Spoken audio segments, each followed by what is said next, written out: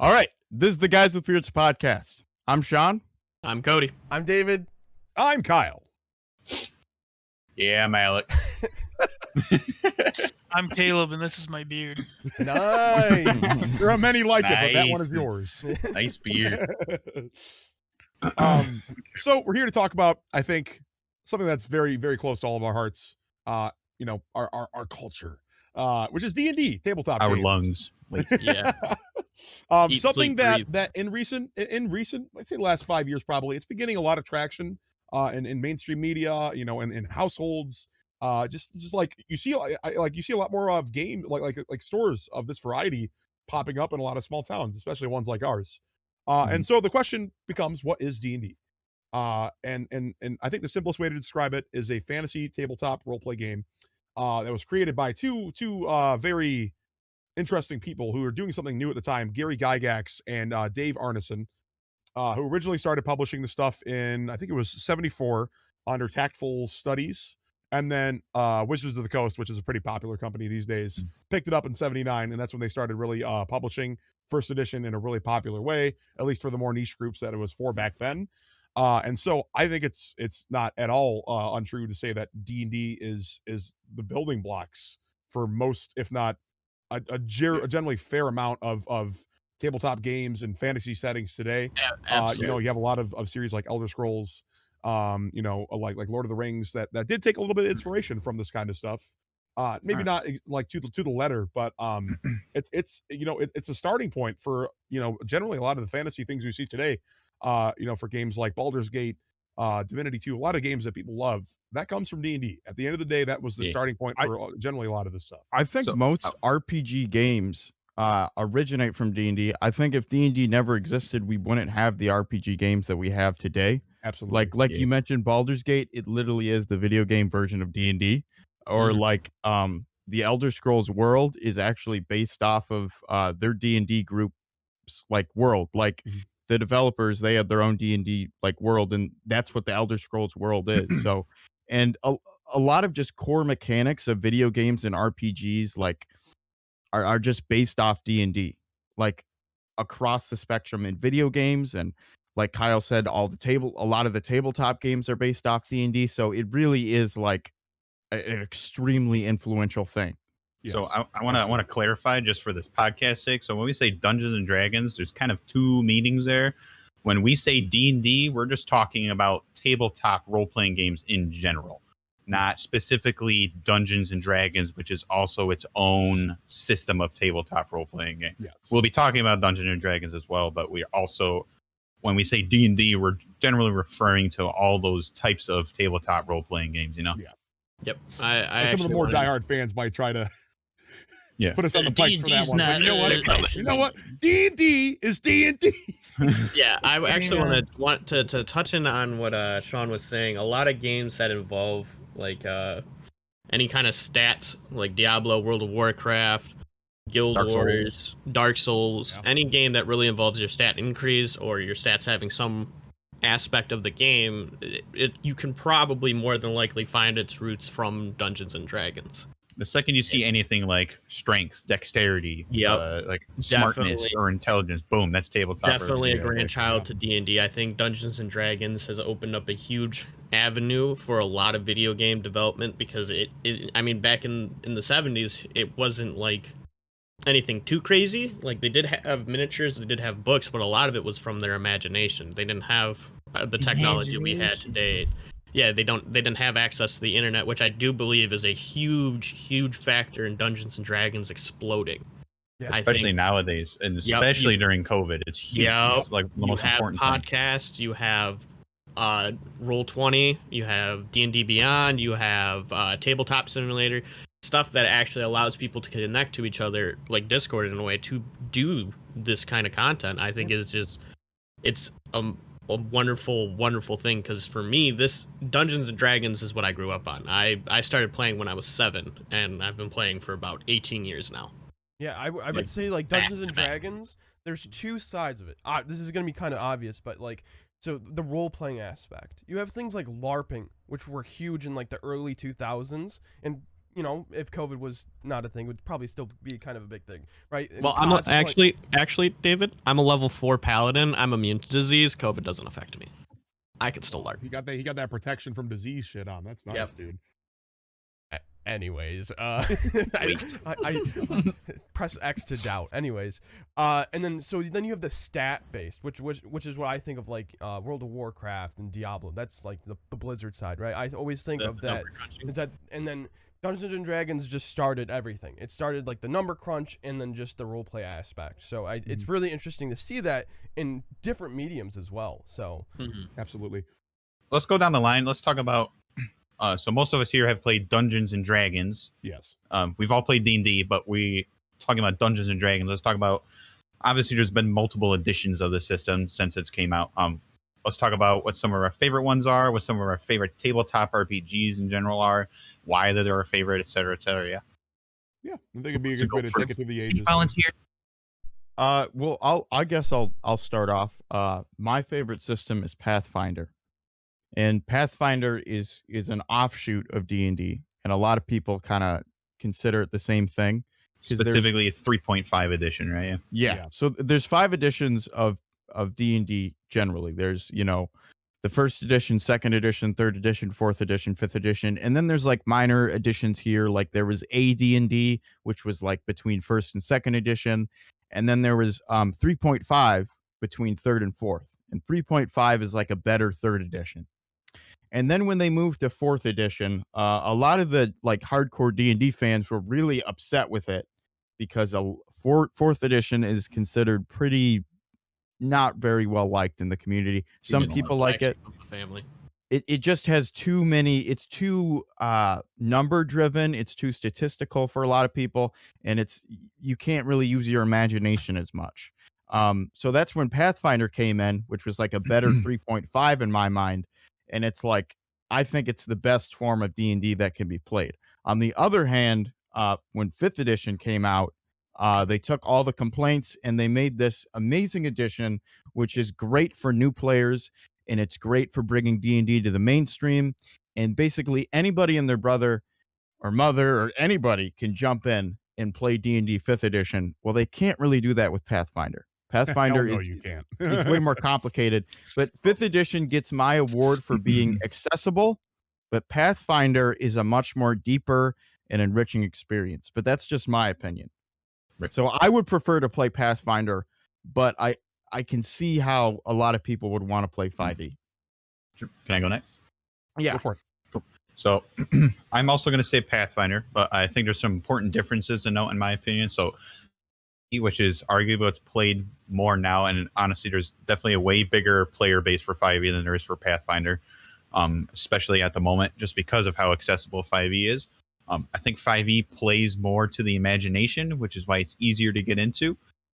It's way more lax in terms of ruling, but in terms of immersion, I think Pathfinder kind of takes a cake there, whereas you're going to find if you want to do something super specific in 5e, you're probably going to be leaving it to you and your DM to figure out.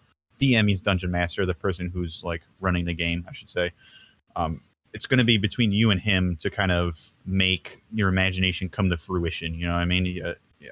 But whereas Pathfinder, there's probably a specific rule set for it there, and there's probably like a number system you can follow, which is why I think what makes Pathfinder so much more customizable in that sense. And I think to people like us, specifically who have like really specific character ideas and things that they want to do, having super specific feats and having super specific number systems to follow makes it easier for us, especially since we all overthink things too much. So like when we're trying to quantify doing something super simple that isn't necessarily in 5e that you would have to like figure out or use your imagination, Pathfinder has a system for it that you can follow, that works in numbers, you know what I mean? So like something like you want to throw dirt in someone's face, right? In 5e, there's no throw dirt in someone's face roll, you know what I mean? But in Pathfinder, you're going to find things like combat-based maneuvers, where it's kind of categorized into all those certain things, or like dirty tricks and whatnot, where there's an equation you can literally follow to try to throw some dirt in someone's face, So what you're basically trying to say is that 5e allows the DM to use his or her imagination more Yeah, than and the Pathfinder? players.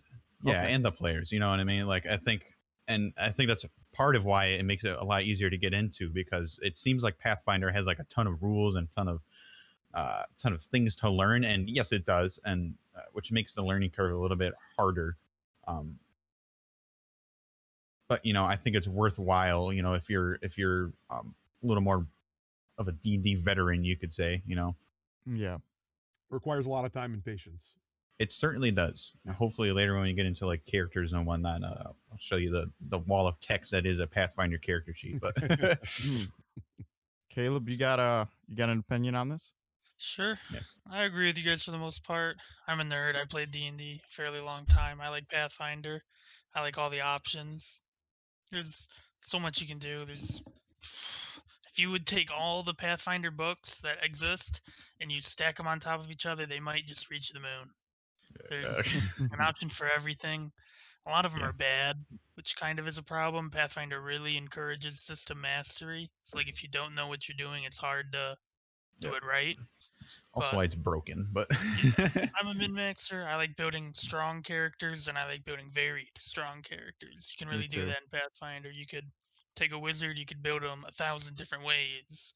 When I say, to an extent, you look at 5th edition, you're going to be a lot more limited in your options to Wild take that magic. same That's all I limit. gotta say. wild magic and Wild Pathfinders. magic. Yes. Yeah. It's wild. So David, what's your opinion on the matter? Because you DM'd for 5e and Pathfinder, as have I. So what's your opinion on this? Okay, I'm going to use this example again. Okay, so there's a Michigan card game. It's not just Michigan. It's called- actually Michigan, Illinois, Pennsylvania, Yeah. Kentucky, Canada, and Australia. Really? Oh. Yeah. So it's called Euchre, right? And Euchre is it's a game. When you start, it's very complicated. So when I play 5e, that's how I like to introduce people to the game. Is 5e, not Pathfinder, right? So Euchre, when you play with a group of people and you're learning the game, it's still fun, but it's completely different when you have the game mastered, which is Pathfinder. Pathfinder, and when everyone knows their shit, and even then, there's some people are like, oh, I gotta look this up. It is still so more stat-based and number-based that it feels so satisfying when you actually add everything up and you say, oh, that's right, I have this because I have an animal and I get this bonus and I could, look through my animal's eyes and do this. And there's so much, like, it's so satisfying to be almost this complex game and learning the system versus 5e, which is more open. It's there's a lot more you can do with the role-playing aspect, I would say, because you're not limited by the numbers. You're just limited by your creativity, right? There's still some numbers in 5e, but Pathfinder is just, love the numbers. Yeah, Cody.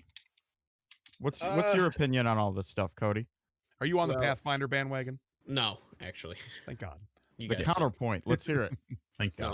No, so I've come from a background. When I first started at 7, I was in AD&D. Like I started in AD&D. I moved to a hybrid version of OG D&D, AD&D, and then to me it was in that system. It wasn't the greatest in my opinion. Like you guys are talking about character freedom. The older editions to me felt like there was a lot of character restrictions. Being a child with an incredibly overactive imagination, I always wanted to make like insane characters. And there were some limitations and stuff, but that's why we started hybriding and homebrewing some of our rulings, so that way it would be a little bit more open-minded. Like at one point, my siblings and I, we created a hybrid of 3.5 open-mindedness and complete like customizational stuff, but with AD&D's like number restrictions, so that way we didn't have these dramatically overpowered characters.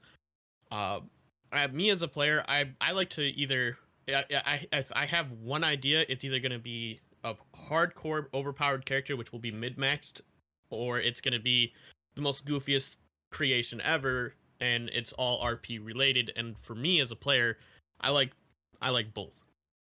But I would really like to say I think 5e is probably my favorite edition. I've DM'd it, I've played it, I've DM'd the other edition. I haven't DM'd Pathfinder yet, but I have played Pathfinder.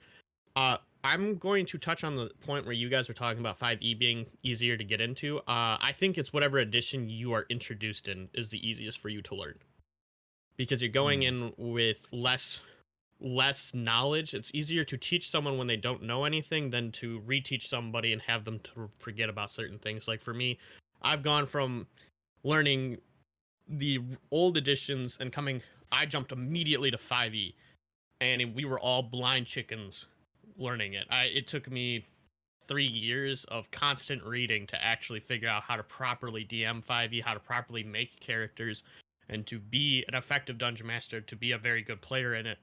And then coming to Pathfinder and having you guys help me through it, it doesn't take that much of time, but there's so much more stuff. There's so much more character customization. There's so much, like, if you have an idea, you will need a guide for Pathfinder to make that character. Yeah. Where in 5e, if you have it helps having a guide, but it's not as hard to like figure out because it's not as much character creation. I think Pathfinder has the best character creation out of all of them, and I think 5e has the best ruling system out of all of them. Interesting points. I can see that. Yeah. I want to add one thing too. We said min-maxing a bit, and for those that don't know it, it's basically trying to optimize your character to be as powerful as it can be. Basically, get the highest number of values. It's that you sacrificing things your character isn't good at, so that you can be better at the things that they are good at. So D&D works on like usually it works on like a 6 stat attribute scale, which is strength, dexterity, constitution, the 3 physical traits, and then the 3 mental traits, intelligence, wisdom, and charisma. And when you optimize characters, let's say you want a really strong barbarian, you want to put all his points into strength and constitution, and then make him super stupid, give him like 0 points in intelligence, 0 points in wisdom, 0 points because you don't need them. Charisma. Yeah, because you don't need your axe.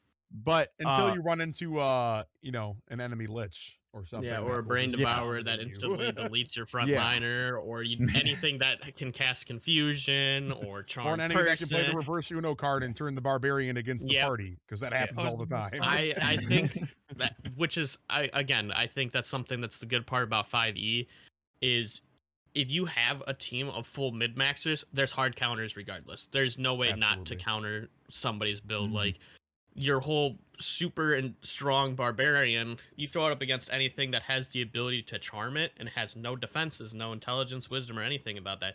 Congratulations, you just took the team's best frontlining damage dealer and now sicked it back on them.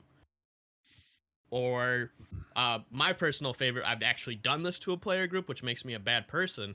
I took a vampire and had it charm their cleric. Oh dear. And used their cleric to basically keep the vampire alive the whole fight. At one point, they were all practically enthralled to this vampire, just because I wasn't going with this beast of a damage dealer, apex predator character for this vampire. I went with basically a borderline succubus, and it worked. So that was thrown up against an entire team of mid-maxers. So I've got a little bit of a presentation for my choice. So I started out in the good old 3.0 D&D back in the day, back where you had, not full thick books, but you had the thin boy mods that were more of just like an outline for a story, more than like a module. More than a mod. It's essentially it's called a module. But like these days, there are some like I'd say modules are a bit thicker. Generally, there's more money put into them. Boys. Yeah. So these essentially were just like kind of like stories. This one's written by Ian Livingstone. So I don't know who that is, but great mod, Ian. But I started out in 3. I played a lot at my uncle's house with a group, and I really I fell in love with it, man. It was like the most just like. This is before I got into Lord of the Rings. It inspired me to get into Lord of the Rings, but 3.0, it captured me. It cemented that I like this because I remember it very, very clearly. We went on a quest to find this unicorn that had, the town was sick and it needed like a way to heal. And so we went on this quest, and then half our party died, and the unicorn impaled our barbarian, and also resurrected him because unicorns are magical. it was a weird story, but that's the best part about D&D is that it's kept evolving, and I'm gonna say my favorite is 5. I like Pathfinder. I played a crap load of it, but I've kind of worked in the area where I went from 3.0 to Pathfinder in high school, and then went to 5e, and then a little bit back to Pathfinder. So you get a lot of perspective going around, with a lot of different versions. And I do like 5e, one because accessibility. Being able to get somebody in your family who's like, you guys are hunting a unicorn. I literally just got done putting in like windows in my house. I don't know any shit about that. And you can just bring in somebody who knows nothing about it, and they can have a blast because it's simple. It's not too simple. Like you can get I think 5e is getting some bad rep here. 5e is very customizable these days. Yeah. There are a crap load of like third party classes, a whole bunch of stuff you can do with it. Yes, Even the though Pathfinder homebrew. is more customizable at the end of the day, Right. no matter what. Because Pathfinder's like it's like a soundboard with about 400 buttons on it that do other things, and if you interact one button with another button, you're gonna get something completely new. Yeah. Because no character is ever made Like- the same in Pathfinder, ever. Right. Something will be different. 5e, that's not necessarily as true, because to me 5e is a bit more roleplay centric. I like to think, just because you're not looking at the number values necessarily as much as the look on your DM's face when you kill his favorite NPC. That's what it's about for me. So I'm gonna pick 5e. Look a little salty there, David. But that's my 2 bits. 5e is my favorite, but not to discredit Pathfinder. They've each got their pluses.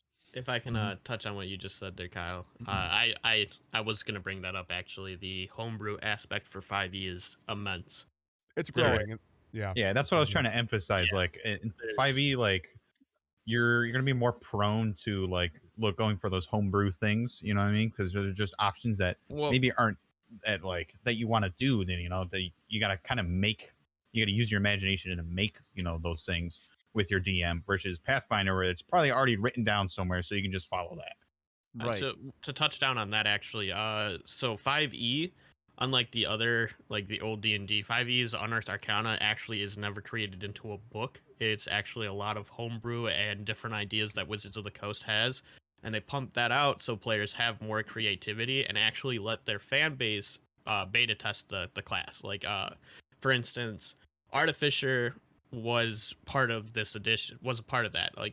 You also have the Blood Hunter, which was created by Matt Mercer from Critical Role. For Vin Diesel, by the way. Yep. If you didn't Yep. think, if that's not an example of you can get anyone into D&D, freaking Vin Diesel plays D&D. Terry y'all. So Crews. just putting that out there. Terry Crews. Yeah. But to touch down on that, they've actually been adding a lot of stuff to open up your idea. Because when I first started 5e, I always wanted to make a blind sword master. I thought that would be entertaining. I thought, giving my character an innate hindrance would be entertaining for me.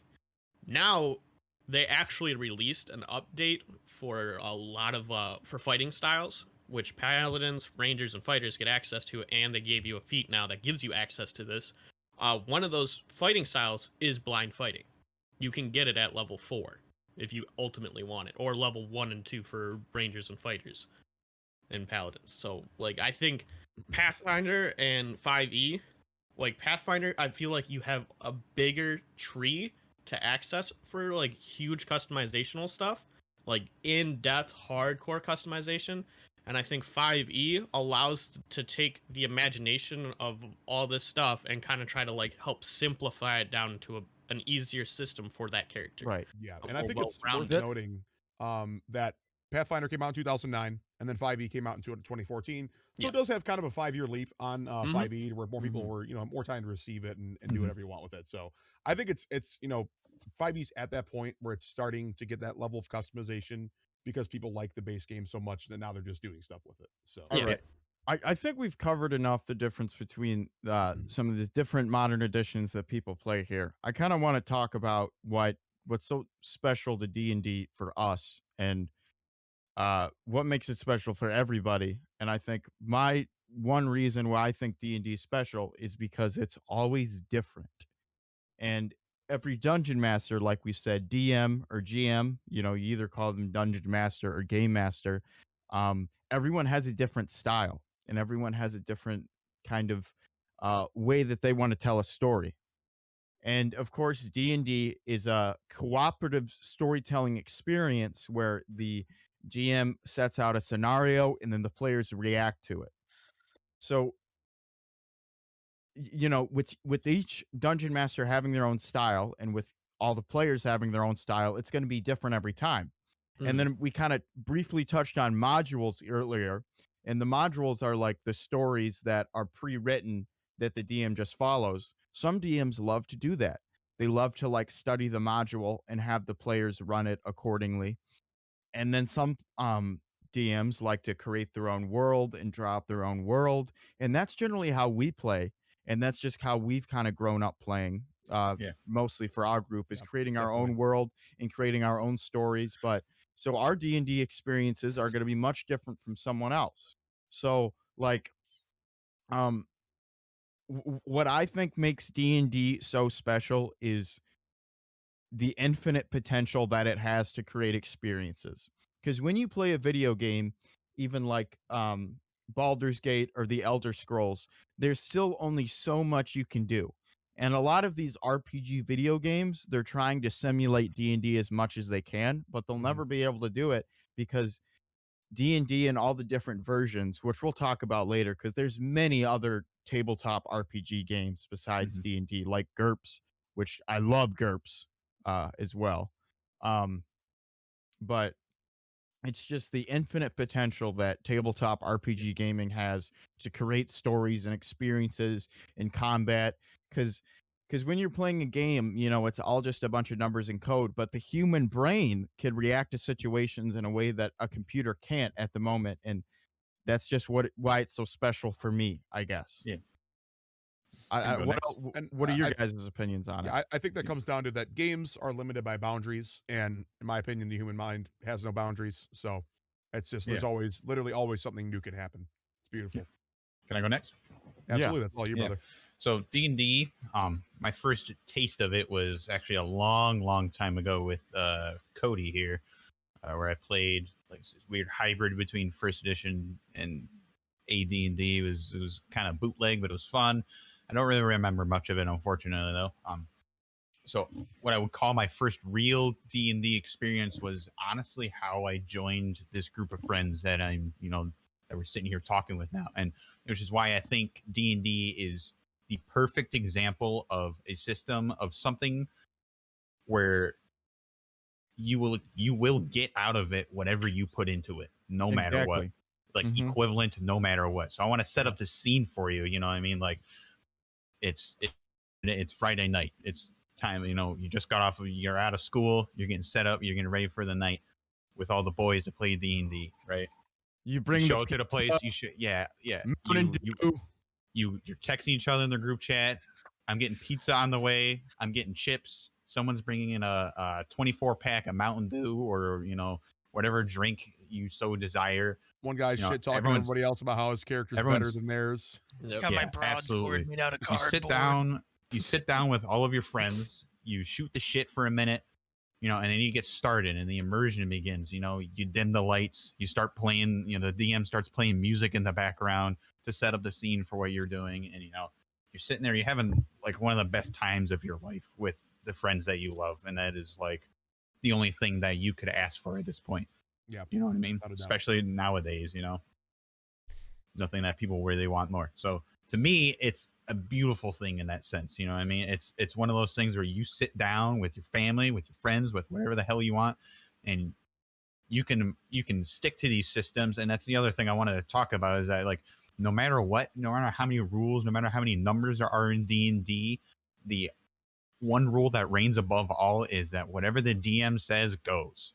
So you can take whatever the hell you want from these super numbery systems and you can leave them out. You can do whatever. My first character that I ever made with our friends with this group of people was based off of a super old fictional D&D character called Drizzt Do'Urden, and I made him schizophrenic just because I felt like it. And literally I had a sheet of personalities, and every time he woke up, I would roll a d20, which is a 20-sided die, and one of those personalities would come up, and I would be that guy whenever I woke up. It's not written in the rules, but because we decided it'd be funny as shit, we made it happen, and you know what I mean. So Yeah. that is why D&D is super important to me. Anyways. That's something I want to like kind of bandwagon off that real quick. Another part of that experience for me, at least during high school, is what I think about when I think of D&D was going to the goddamn your local nerd store. And make a Saturday trip out there. Maybe you're looking for some new dice. Maybe you're fishing for some new modules.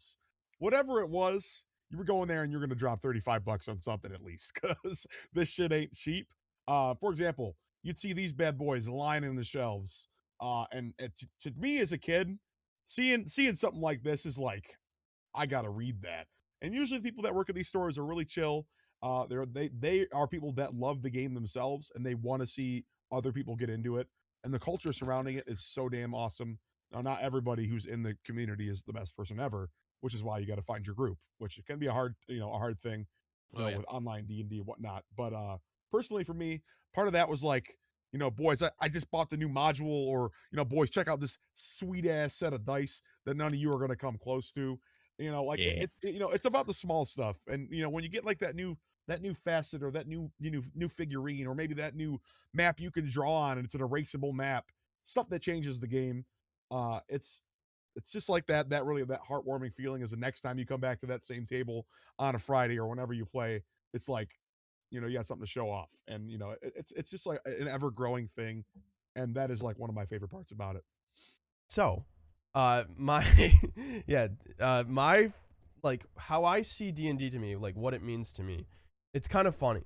So Caleb and I started in 5th and 6th grade around that time, and I kind of like I wanted to call it a regression, but like when I started D&D, I was not a fan. I was definitely not. I don't know if Caleb remembers this. I was texting girls during D&D, dude. I was just like, What a contradictory statement. Texting girls during D&D. Not cool, bro. Hey, Not cool, bro. I was trying to get some, 6th grade girls to like me, and it's that time where Violated the law. FBI. So, and then as soon as we started to play back D&D, that's a crime, dude. What was it? You can't text while playing D&D. We started again in like 9th grade, right? That was like when we started, because Bilo was the DM. That's true, yeah. And I named a character A, B, C, D, E, F, G, H, I, J, K, L, M, N, O, P, Q, R, S, T, U, V. And again, I wasn't getting that excited. You did not take D&D that seriously. No, I did not. To be honest. I was not. And then I remember when I was like done, Bilo killed my character, attached him to his like horn. I'm like, oh, okay. So you can do that in D&D, huh? So, and then around 11th grade, there was an experience that happened to me that I won't get into, but let's just say the Green Hood was made into a D&D character. Yes. And that's when I started to understand why D&D is so important. One, it got all the boys together. Exactly what Alex said. It's that whole literally the reason why I exist in this group today. So when we go get some pizza and we're just vibing together and just creating this world that we're doing together, right? We're literally creating scenarios, circumstances, and even consequences of what we do in D&D. And it just kind of clicked in my head where I'm like, wow, this is some of the best time of my life. And it's not even that much. We're not sitting in front of a video game screen or a TV, right? We're not playing video games. We're just talking, and we're getting excited, and we're swearing, and we're hoping that the D20 gets that 20. We're getting that crit. And I just kind of blossomed into like loving D&D and starting the DM, getting that creative side. And it just means and one thing with COVID that sucks is that I hate online D&D. Even though I know Roll20 and Tabletop Simulator are excellent ways of playing, it doesn't beat in person. It does not. It don't hit the same. I will agree to that. To those that do use the online services, absolutely more power to you guys. That is amazing. And I thoroughly believe that it's an extremely useful tool to bring people into something that they have never experienced in a way that they might not be able to in their homes. Can I say a comment on that? It's on a group to group basis, though. I feel like, exactly. I would say a comment on this, though. Mm-hmm. I generally always had the position that online D&D was worse, but just recently I played a session of on Roll20 with a group that I've never played before, and the DM and the player characters were just so good that I was having as much fun as if I was in person. So I think it is still possible Oh, to absolutely. I yeah. And there are It's certain not to invalidate people that do play online because Like you're I said, completely right the on group that, to group Sean. You're thing, you know, completely like right it's on just that. our personalities are very in person and we're very like physical and we're very, you know, like how we interact with each other is done better when we're sitting across the table, you know. I do think though Tabletop Simulator is better than Roll20, Oh, even though it absolutely. requires a bit more prepping. Yep. Uh in It comes terms back of to that playing online. statement of And- you get out what you put into it. Exactly. You're legit. That comes back Yeah. straight to that. If you know Roll20 or Tabletop Simulator that well, you're probably going to have just as good, maybe even a better time than you would in person. Right. Those things just exist because everyone's circumstances are different, and we're very fortunate that we know all of each other in real life and are live by each other Right. to an extent. I mean, not these days, but back then, yes. But like a lot of people don't have that. Like you meet a group maybe in a Discord you're in, and you're like, that sounds fun, but I couldn't drive, 4 states over because I'm in high school. So like, Yeah. you use Roll20 and you use that. That's amazing. And you know what? There are DMs, obviously, like Sean said, that do put that work in, and they make that experience just as unique. So don't let us invalidate that. That's just what we prefer. D&D Online is just as good. And it's In some cases, also maybe even better. we may have a bias because we've grown up playing it in person. And we just have so much nostalgia for it, and that's what we associate with D&D. But there's probably other people who have started playing online, and when they play in person, they're like, you know what, I kind of prefer online because of just all how convenient it is. Ease Online of is much access, more yeah. convenient. Like if you want to do a spell, like if you want to cast Fireball on Roll20, you click Fireball, and then it automatically does the roll for you and does it, and it's pretty cool. Instead of just like rolling the dice and then doing the calculator to calculate how much damage it does, so there I will not say that it's objectively better in person or not in person. It depends on the group. It depends on many factors, but anyway, regardless, D&D is great, but sometimes it can be horrible. Yes. Sometimes D&D can be horrible, and so anyone that hasn't played D&D, I encourage you to give it a try. But there are If you already wait. no, I'll fix it. I'll Sometimes fix it. it I'll can fix be it. horrible. I'll fix it. I'll fix it. If you're having a horrible time already playing D&D, it's just not working. Remember what we said, what you get out of is what you put into it. So if your sessions are really dry and you realize you don't have any music going on in the background, put some music in. Mess with the lighting. Put a screen up with some immersive images. You know what I mean? Really try to role play your character to a T. You know what I mean? I got in on that. Actually, another thing to keep in mind, which is the good part about online D&D, is this makes it a lot easier. If you're not having fun with D&D, even if your DM's going the extra mile, or even if you are being your character, you're going into it, sometimes it comes down to the people you're playing with. I was just about to say that. Yep. It may simply be you're not playing with people you resonate with. If that's the case, the cool part about online is you can always find more people. The hard part about in person is finding it, but like I think like for me, why D&D is been so important to me in my life, and I've played it for so much, is to me it isn't just what you're putting into it. It isn't just the freedom. It isn't just the escape from reality to be something that you aren't, and what you can't do in real life you can do here. For me, it has been the people I've met along the way. I'm not talking like their characters. I'm talking like I have made a good majority of my friends simply through Dungeons and Dragons. I have DM'd for some of my closest friends now because they wanted to. Some of them live in different states, so they're like, "Hey, man, I heard you like D&D. It's something I'm interested in. Would you do it?" And I was like, "Yes." So I learned Roll20, and then now because I have so many really good friends, like even you guys who I met through Alex. Even you guys, I guess. Yeah, even you guys suck. No, even you guys, like, to me, I got to see who you are to a core. It isn't like just seeing you guys create these characters, bring them to life, give them value.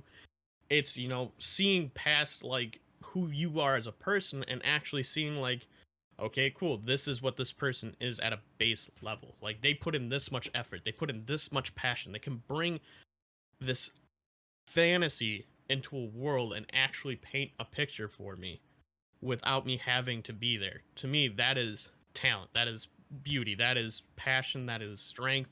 All of Art. that. Yeah, it's art, you know, and as a dyslexic person who hates reading, D&D has made me read a lot. And it actually got me And into now reading. It I'm got smart. No, I'm still dumb. I am dumber than a box of rocks. Now I can read. I Thanks to can read D&D. real good though. I mean, there's enough books to be able to learn how to read from D&D. I Exactly. guarantee you that. Yeah. Yeah. It for me it like, you know, I grew up socially awkward, so D&D kind of gave me that whole like social skills where I've made a lot of people. This is how I've made my friends. This is how I've gotten good with my words. How I can illustrate my character. To me, D&D has helped me evolve as a human being. It has helped me grow. So that's why that to me D&D will always be special in my heart. Because of D&D, I'm still socially awkward. Yeah, because I still I don't was like to say the that never game. left, brother. Yeah. Caleb, do you have anything to say on these matters? I haven't heard you talk in a minute. I don't know. I don't Give it know. a minute to let my thoughts brew. He's making his next I mean, Pathfinder character. What I was going to bring Yeah, up is right that now. on the people end of it, Right now. you know, I feel like we've all run into a murder hobo or two in our day playing D&D. Let me explain what a murder hobo too is. Yeah. Is just somebody who goes, and I've been called a murder hobo before. Is basically someone who just goes around and wants to kill everyone. Basically to get loot, to get XP, to just like level up, just kill everything, I raid the think we town. know which I- one of your I- characters we're talking about specifically here. Which one? I think they're missing a Plural, you hand. mean. The one missing the hand. Okay, you know what? Currently, No, honestly, I Almost believe got ate by a pack of wolves. I'll talk about. Do we want to talk about like some of our favorite characters now? yeah. Because this is a good bridge. I'll talk This is a about. good bridge. I'll talk about two of them. One of them, his name was Yevon, and his backstory was that he was raised in a brothel, and underground that Good brothel, David. there was like Yevon. there was like these like secret assassins. So he was like this assassin that was raised in a brothel. So he's kind of like a carefree, just like chaotic neutral guy who just kind of wants to do whatever he wants whenever. And I just had a blast playing him because he was a rogue and he Yeah. was truly chaotic neutral. You had a blast, huh? Chaotic you neutral. had a huh? blast. He was think just like, I think this is a good time to bring up a very important term that a lot of DMs throw around their table. I think it's mainly an exclusive DM term, and it's a good description term. I don't think you're describing a chaotic neutral character, Sean. I think you're describing what we call chaotic stupid. well, Chaotic stupid is where you get your murder hobos. You also have to be I- careful. he of the was other he was spectrum, not he was lawful not. stupid. I'm Yeah. sorry. What did you say, Caleb? What did you say, You have Caleb? to be careful of the other spectrum, lawful stupid too. Yeah, Oh, lawful stupid also baby. fully Even exists. worse. Is where you get your Captain America. All right, I want to say this. If you guys think Yevon was a murder hobo, I have played with some freaking murder hobos. Because on a scale from 1 to 10 to murder hobo, Yevon was probably like a 2. I have played with people who literally just want to destroy everything. I blame I that on think the we all character have. creation because a big chunk of the character creation is figuring out your damage and figuring out your weapons and what they do in combat. So like when you do all those, you're like, oh yeah, I want to hit something.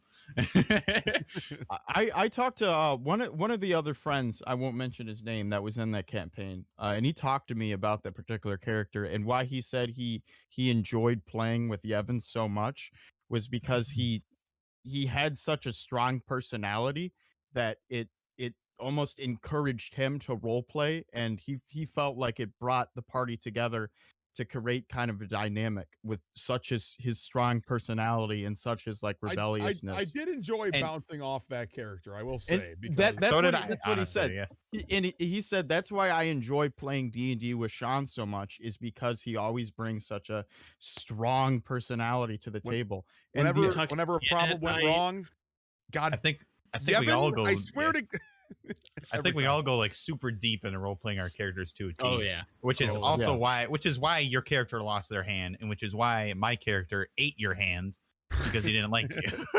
yeah, but it's like it's the thing. It's like one thing I want to stress with D&D too is that if people are having a bad time with D&D, one thing that they need to learn, and I've had to tell people this, is remember to differentiate between the character and the player. Yeah, without a doubt. Because if you in real life are getting upset about a character's actions, you have to remind yourself that that's a player playing a character, not to get mad at the player. Because as all over the time that I've been playing D&D, I've had experiences where I've had players be angry at my character or another character, like in real life, be mad at the player because of their character actions, and that's one thing you have to get over. That there's a big distinction between the two.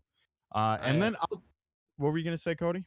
I was actually gonna touch in on that and bring up another good term, metagaming, which is Yeah. what can cause players to get Causes mad a at lot of other issues. players or DMs to get mad at their players is when the player themselves can't immerse themselves into that character. There's to me there's two forms of metagaming, right? There's the metagamer that uses all of their actual knowledge of the game to hinder as much as possible or to do as much ridiculous stuff as possible. For instance, like, oh, we're going up against a vampire? Yeah, I'm going to cast Create Water over its head. It dies immediately because it's now running water. I know its weakness. Congratulations, I'm God. And like continues on through it. Right. Then there's the metagamers that to me resonate more of the chaotic stupid aspect. And those are the ones that are like, well, this is what my character would do. And like uses that as an excuse to do bad things to their party members or purposely screw over their DM story. And it's like, Because if they you- themselves want to. because they don't want to immerse into the character. They want to do stuff and have fun and be like, but it's my character. It's not me. It's not me. It's not me. And to touch in on with you, yes, you should. Other players should be like, all right, you're right. That's what your character would do. But at the same time, I think it's also on you as a player to kind of just like, if you aren't able to resonate with this character, maybe that character plan or idea that you had isn't for you. Like, you like playing rogues because you like doing all this chaotic stuff. Find ways to actually do that for the character. Have a way to fit the character's story. Have it become the character, right?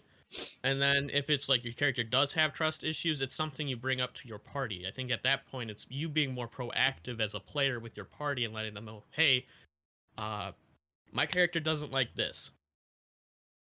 And unfortunately, one of you is this. I'm just coming to you as the player to let you know this is me. This isn't my character. It's not going to be me. So I think that is something like, I think that's what separates good D&D players with like insane D&D players. It comes down to open communication. Right. If you communicate as a party, or if you communicate to your DM, because if there is something you don't like that's going on in the campaign, that doesn't mean you need to stop playing with the group. In my opinion, a solid DM and a solid group, you'll be willing just to talk out those issues. After the session, go, hey, I thought that was kind of weird. Honestly, I don't like the direction that's going in. Just bring it up as a concern. Don't just make it a roast session, because then it's just coming from a place of anger. And shit. Dumb. And I don't metagaming. know anybody. No, you don't want that's what breaks parties apart. So don't be afraid to offer criticism to your fellow players and your DM. Just frame it in a way that they know you're not doing it to be a prick. You're doing it because you want to see the campaign go get better and better, and you want to see, create even better memories with that party that you already like. It doesn't mean like if you don't like something, don't just immediately leave it on the table. Talk it out first, And See where it can go. even us who have been playing these games for a while, we still, at least still do that. I hope that you guys still try to get better with every session as a Yeah. player and as a DM. So, and I think one trait that I'm trying to get really good as a player and is basically like trying to involve the other players as well into the group as much as possible. Always be conscious of other players. for And sure. Yeah. I'll talk about another character of mine, probably my and in Kyle's campaign here where we were playing Pathfinder, I played Demetrius Olcentrius. Yes. And he was like he was the yeah, and for some reason he hated Ares. There was this whole backstory thing, but I guess with him, I always tried to take in consideration of the party, and like his whole thing was he viewed himself as like responsible for the party, even though he wasn't like a leader or anything, but he viewed them as like his comrades, and like the comrades were the most important thing to him. So I, as a player in that instance, tried to involve everyone else as much as possible, and that's what his class was based around, was involving other people. And that guy was just a joy to play because he wasn't like a total just like paladin, but he was like a spin on a paladin because he was kind of like a paladin who always wants to do the right thing, but with Robin anger Hood Paladin. problems. Yeah, kind of. It was a Yeah. great character. But what are some of your guys' other favorite characters in D&D that you played? Well, I'll go first. I think it's a Ooh. good connection. My favorite character is probably Caesar Titus Gilio, See, who's yeah. Wasn't he also the in that third? very same campaign and had a pretty strong rivalry with Demetrius, because Demetrius was like the head of like the strongest physical family. Talk about And DMing two characters that were always talking shit about each other. oh yeah, and every Caesar time. was like the newest guy in the ultimate magical bloodline family. They had a very strong bloodline, and I think Sean makes some good points about incorporating all the group members and making sure everything's going on. I was kind of surprised of myself a lot with that character. I'm a min-maxer. We talked about that. I built this guy for big damage. That's what I wanted to do. I wanted to throw my stinky dice damage. all over the board, all in Kyle's face. Count them up. But as I was playing with Demetrius and with the other group, I found just trying to roleplay Caesar, I found himself going into a supportive role a lot more of the time, just because he kind of cared for the group. And I thought it comes out to me as like, I don't want to say that good role playing, but it just sticks out to me that this character like was changing based Yep. on the interactions Yeah. with the group, and instead of trying Yeah. to go for and Yeah. destroy the enemy, he was focused on assisting his group members most And of the time and making sure they're okay. what was so interesting about Caesar and my character Demetrius was that in the beginning when they met, they hated each other and they Yes, formed this poor kind of guy. rivalry. But there was a moment in the campaign where Demetrius was like about to die, and then Caesar casted like flight on him and like saved him. And Mhm. like and that's when Demetrius was like, even though our families are rivals, like I see you as a comrade now. And it's so interesting how like in the beginning we kind of had like this fake like rivalry, like I hate you, but then they slowly formed into a friendship. And Mhm. one thing that I want to appreciate though was the fact that even though our characters were angry at each other at points, in real life we were still like eating pizza and having a great time. And Exactly. like, Yeah. yeah.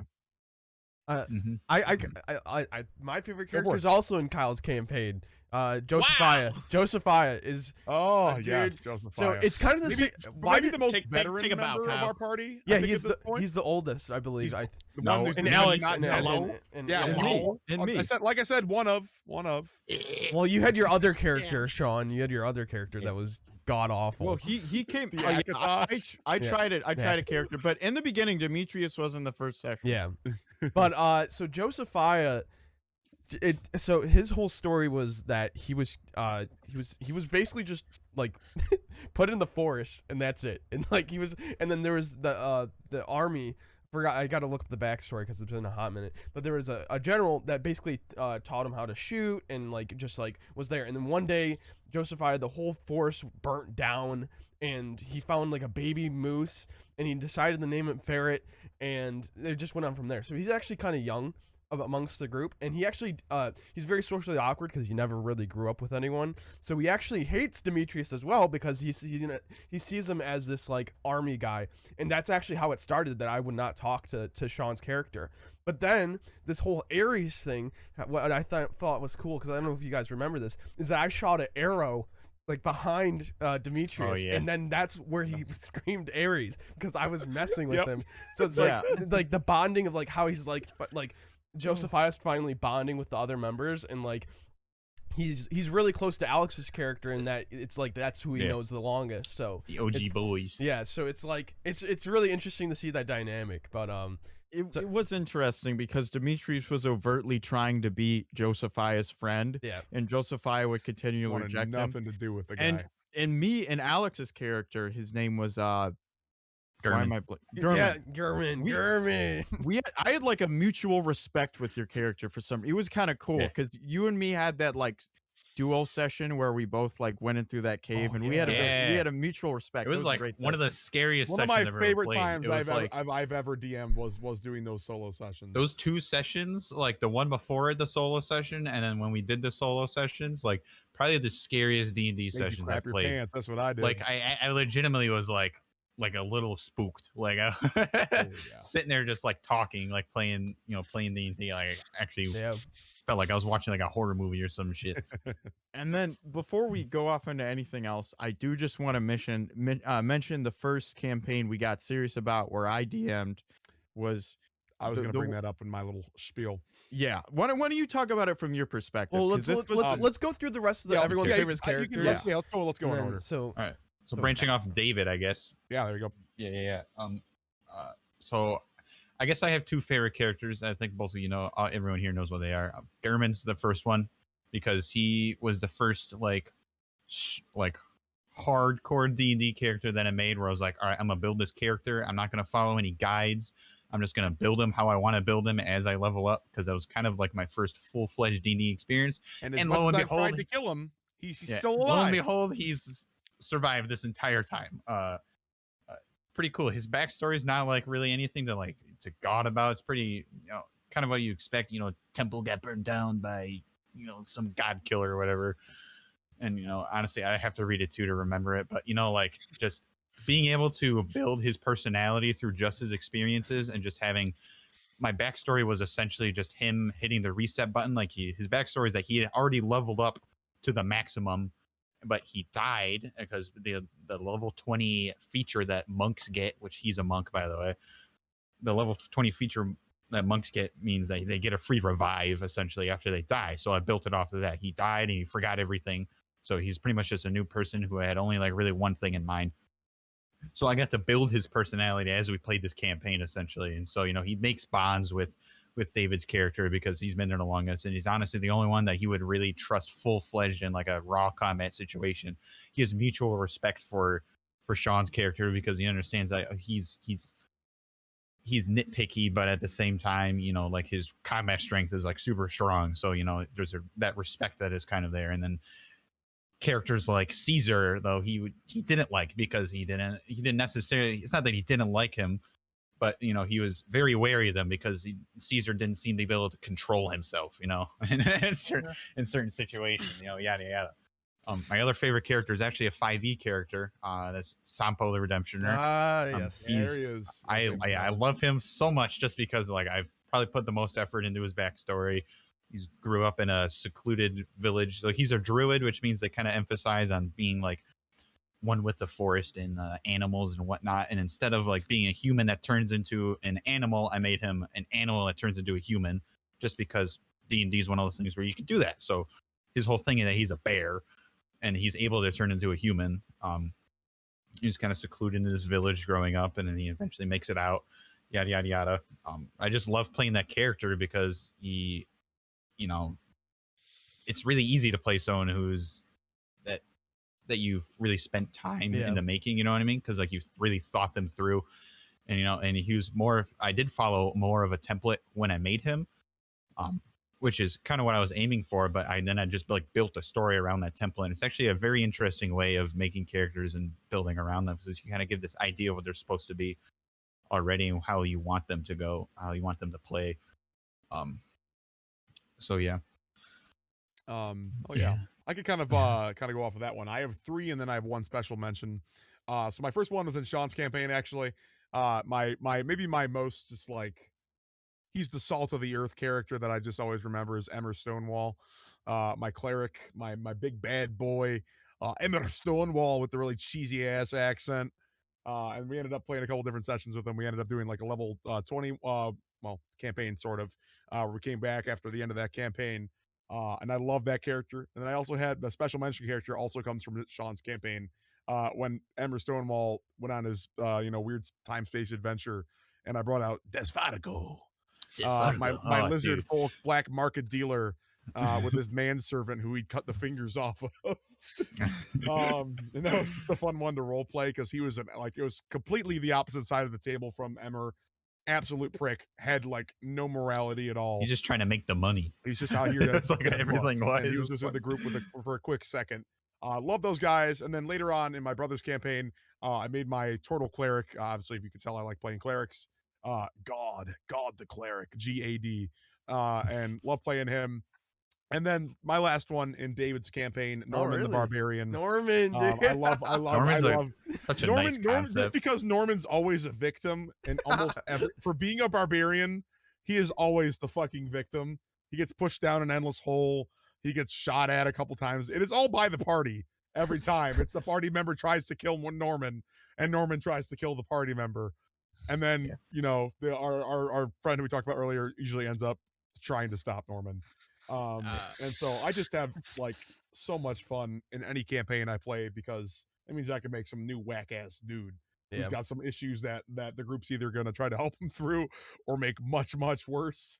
And so those are my main mention ones, because I think I like how everybody runs their campaigns in a different way. I remember everybody's campaigns for different reasons. Mm-hmm. I think in David's campaign, the party aspect was pretty strong. We all had pretty good connections in a couple ways. Just a lot of different personalities that I think at first didn't mesh well together, but then we kind of found our footing in a fun setting. And then we had just really bounced off each other really well.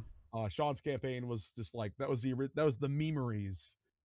Yes, it was. Yeah, legit. Like us figuring out D&D, seeing how much we can break it, and Sean going, why not?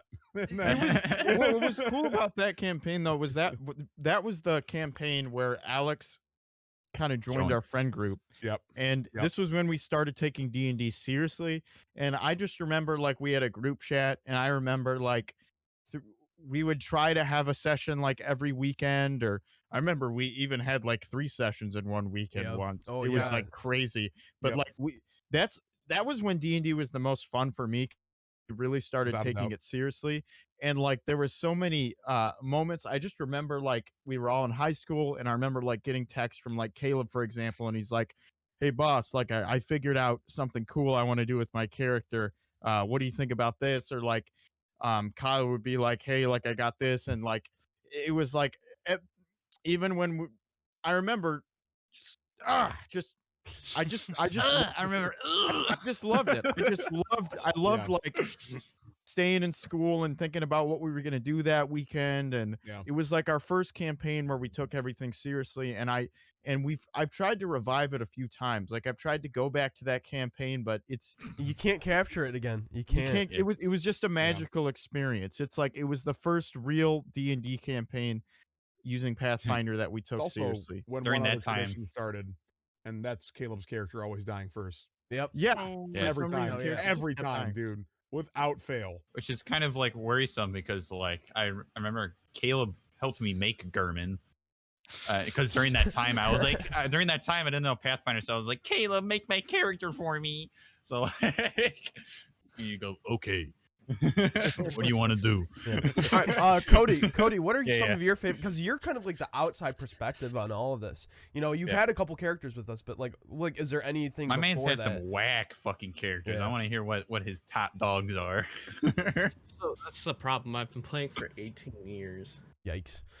So it's really hard to narrow down to just like the number one top favorite character of all time. But Give me a ballpark number of how many characters you've made. I'm just curious.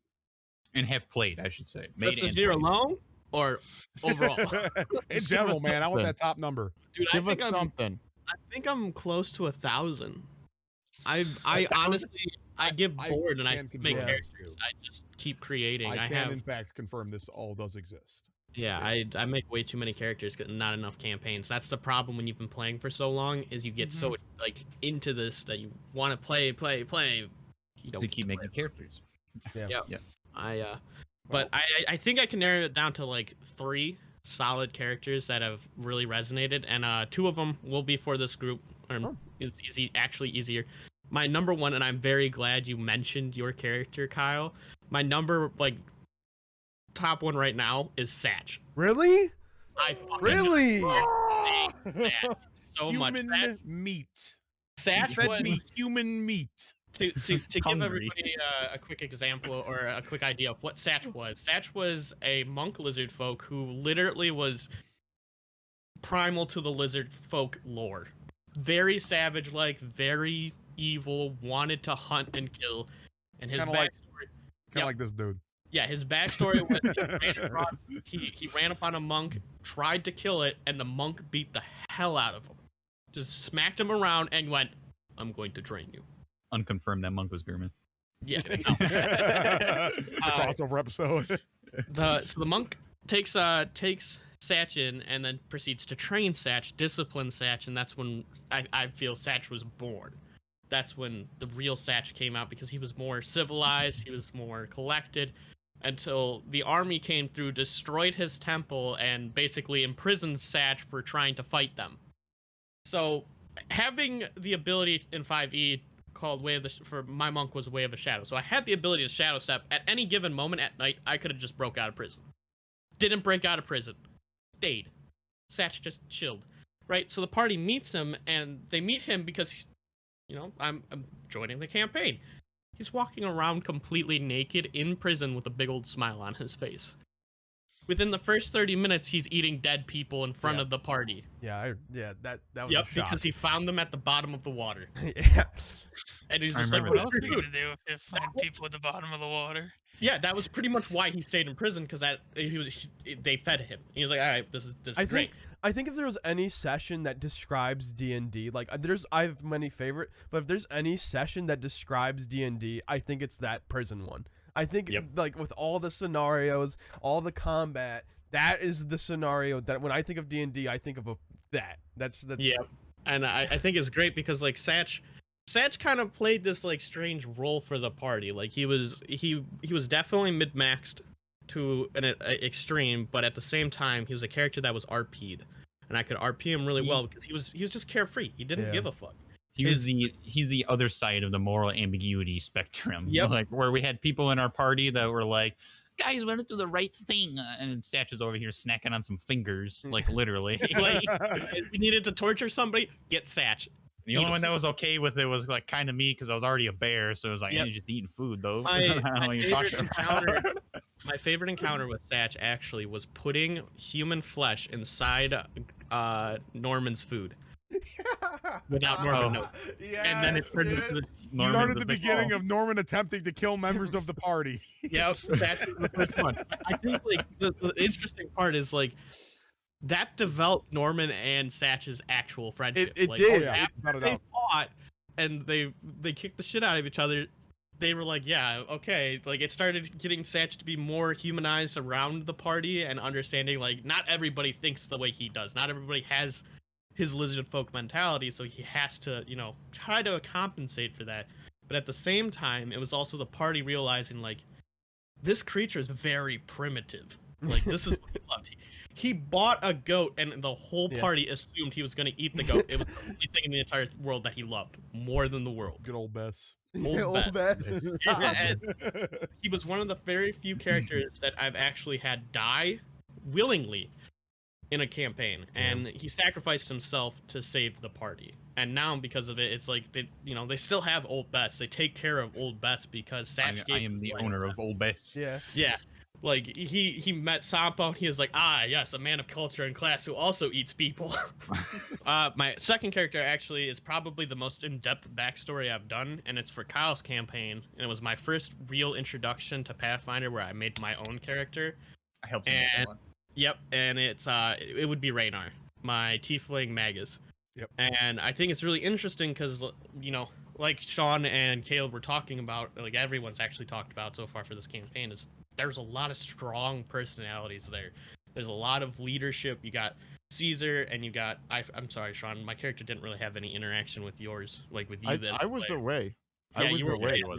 So I was- his real interaction was mostly with like Caesar and with David's character and with Alex's character. His actual first encounter was Alex's character getting beat up. And his thought process was, which one's the most honorable? The guy getting beat up or the guy getting or doing the beating? And then I remember. I was in going, the middle taking a flurry of punches as a monk from another monk. Yep. And The then out of nowhere, one 1v1 monk. Yeah, the other monk gets sliced into a million pieces because I rolled a lot of high natural 20s. When I realized that I spec'd my monk boss to only fight a monk and Yeah. not flashy sword man.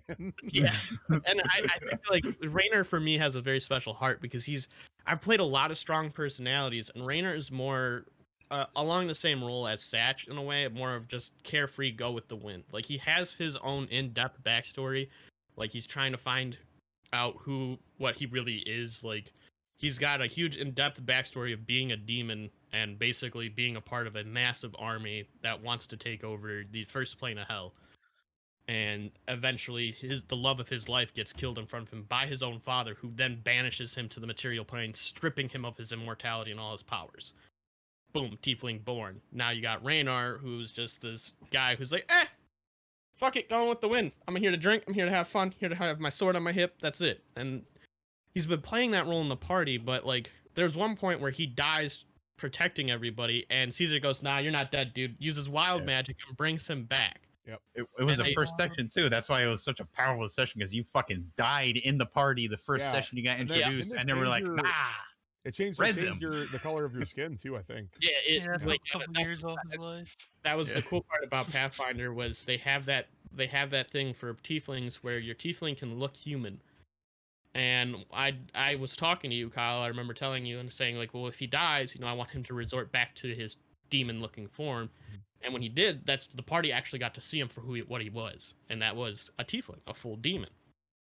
But I really liked Raynor because it was my first time actually playing Pathfinder like consecutively. I got to enjoy playing besides all these people that actually like Pathfinder and really resonate with Pathfinder. So I had a lot of fun with it, and my last favorite character to counterdict a lot of points made is actually a barbarian named Ragnar, who has a really high wisdom and intelligence and plays dumb. I made him out of this idea called I basically wanted to make like an old build I had in a different video game called like in Guild Wars you could have a pet with your warrior and stuff if you multi-class. It was a lot of stuff, but long story short, I made this build called Rampages 1. So I was like, how can I take that and throw it into Dungeons and Dragons? And I did. And I made a barbarian ranger at level 20.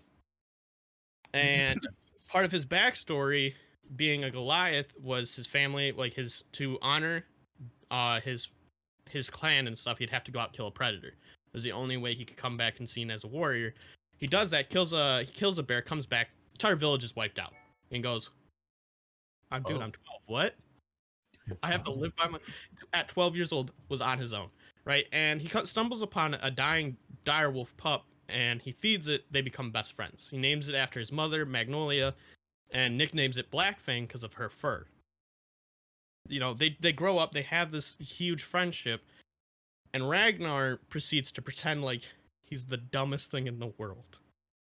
And, the whole, like, I don't know how to read, I don't know how to do this, but I could hit fucking hard. Until combat happened, and then he switch would flick, and you would actually see Ragnar's true intelligence, because him and Blackfang fought as a pack. And like one of the funniest things I've had with Ragnar was we were going through a lich's crypt, and in the books, Ragnar was able to decipher that there was this enchantment that if you touch it, the books explode, right? 15 intelligence. Is higher than average intelligence in the game, very smart. And he goes, oh, this is going to kill us. Proceeds to put his arm in and knock all the books down because they told him not to touch it. Wow. Yeah, he practically wiped his entire party out of sheer I didn't want to be controlled. Like his whole thing was he hates being told what to do. He believed he's a free spirit. And that was like my party getting introduced to me playing a strong personality. I loved Ragnar. I have a lot of characters that I love, but I think like those are my three that I kind of can like go with, that kind of synergizes me as a player. Like, oh yeah, going from mid-maxing Ragnar, which was pure mid-maxing, not much personality, not much needed for him, to more RP, which was Ragnar, to mid-maxing RP, which is Satch. Yeah, and I think that's All right. That's my D&D experience. So let's talk about just quickly, just like general D&D and what us talking about all these like our favorite experiences has brought something up to me that's kind of sad, and also shows what's so awesome about D&D in general. Before we wrap up here, is that these campaigns, like my campaign, like I said, we tried to resurrect it. Kyle's campaign, uh, Off it, and on. but Yeah. it doesn't like we It's hard haven't to come played it back. in a year now. We haven't played David's campaign in a year now. It just feels like campaigns die. I would. And it's hard to Or it's that hard. life happens, you know. Yeah, Yeah, I That's think what it's I'm more. trying to get at. Hold on, that's what I'm trying to bridge at. Is that life does happen, and it is sad, but that's just how it is. But what were you gonna say? I would say it's more COVID rather than Yeah, life. we I would haven't been say able to Yeah. do it. On David's campaign's end. We're all Or- getting our cheeks clapped by this shit right now. yeah. So, So like, I would say Trying 'cause- not to, at least. yeah. Yeah. I would say if COVID wasn't a thing, I think it would still be going. Yeah. Rather, if it was my campaign, Kyle's, or yours, or anybody's campaign, it would still be going. Yeah, I guess. But But I get it. I understand that. Like with your campaign, when we first started, that just devolved it naturally because Kyle wanted the DM, I wanted the DM, and that was a whole meme in the friend group for a bit. It was like, a whole oh, face- yeah, Hey, it's like, I want a guys. DM. yeah, I'm gonna do this one shot. That guy's got a good campaign. Yeah, Original setting. because But we I- tried to it's recapture in the, works. moment. Are you guys interested? I just hope in the future that we can play D&D as much as we used to, and I hope that becomes a reality at some point. You know, like we're just trying to start up a new campaign that for the people, not including me, are involved in here. So we'll see how that goes. We just kind of started it up, and we're trying it with Tabletop Simulator. Um, and it's a particularly interesting campaign, but you know, there's so much to talk about with D&D that we could even do another podcast potentially in the future. Oh, absolutely. Hell, you could talking do a about- podcast about every single different version of this easily. Yeah, and so we could do Easily.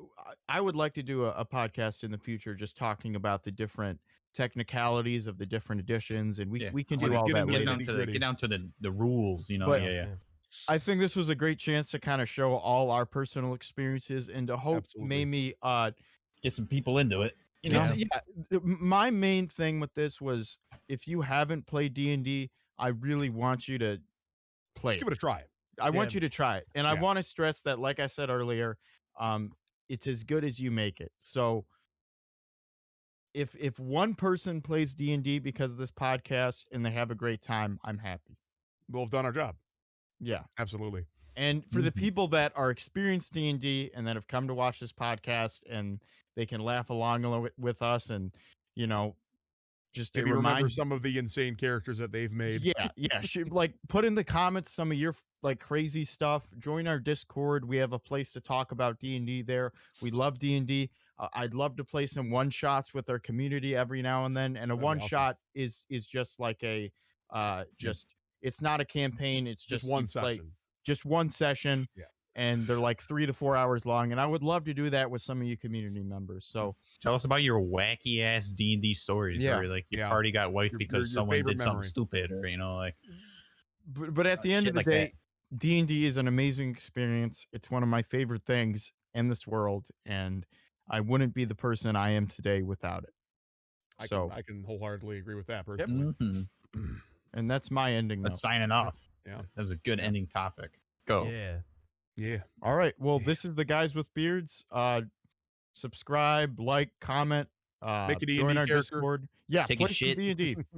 Play some Do D&D. something.